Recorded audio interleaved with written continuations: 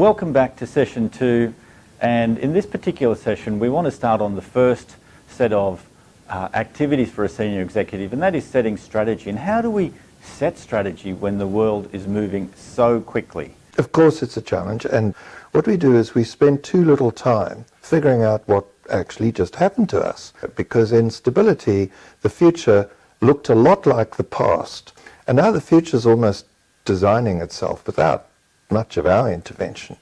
And I think it's that idea that makes us need to shorten the iterations of our prediction, shorten the iterations of our sense-making, so that we can bring the amount of data we're working with into a smaller amount of data, small sense, small prediction, and do those more often. Well, I think, Errol, we're certainly living, and we can feel that the future ain't what it used to be. But I just want to sort of tap into neurologically, like, you know, we have this need for certainty, right? We need to make these patterns. And in fact, part of our series here is really how do we connect the dots? What's the landscape?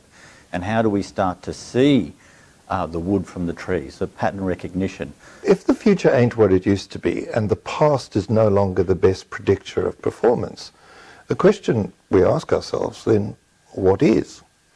And the closest thing to the future is what? It's the present. Exactly. So I think it's important to understand that slow thinking in Daniel Kahneman's Fast and Slow Thinking is what we're talking about. It's meticulous thinking, it's careful thinking, it's looking for the signals, it's looking in for patterns. The human brain can do really good rational thinking, but the programming that we've done for a century is not that natural. We see the literal process of strategic thinking, or the literal process of prediction, is a pattern that's recognized. It generates a slightly different pattern with an intentional shift to it, and then it matches that to reality. And of course in VUCA it's very difficult to generate a pattern that matches reality, and then the loop comes back and causes us uncertainty. So this pattern understanding explains the uncertainty, explains the challenge of making predictions in uncertainty. I don't see anyone really talking about the psychology of strategy. I think what you're saying is this is something we've got to master. We've got to understand how our sort of brains work. We've got to understand this concept, particularly today, around making sense. We need to build an experimental mindset. Now, an experimental mindset is different to an empirical mindset. An empirical mindset is, I know everything now, I'll do a tweak, and then I'll know everything later. And whereas an experimental mindset says, I'm going to do a small tweak, I don't know whether it's going to work, I'm going to test whether it's going to work, and then I'll find the ones that do work. And that plays into the idea of intuition, which we haven't talked about yet. And intuition is this thing we all know it's there. The thinking leaders, people who think well, are very familiar with the fact that intuition is a pattern, and that it is vague. And vagueness is the thing that gives it its power, because it's agile.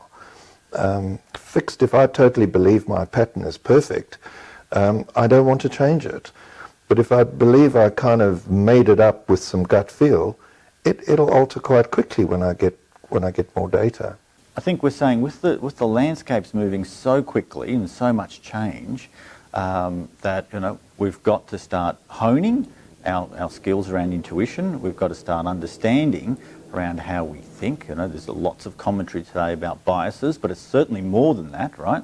It's thinking about thinking. And I think this is perhaps one of the most important things for leaders today, is that if we know we need organizations to think better. So if I'm a leader and I have to know more than the followers, and they need to think more, then I need to be able to think even better. So this is a skill that can be learnt.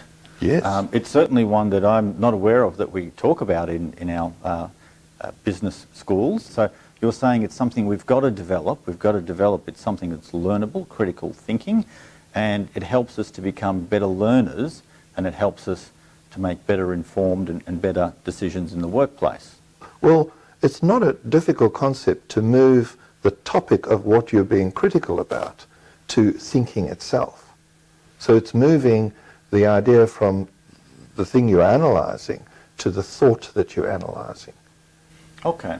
So it's not a change in ideas, it's what you're looking at and what you're analysing.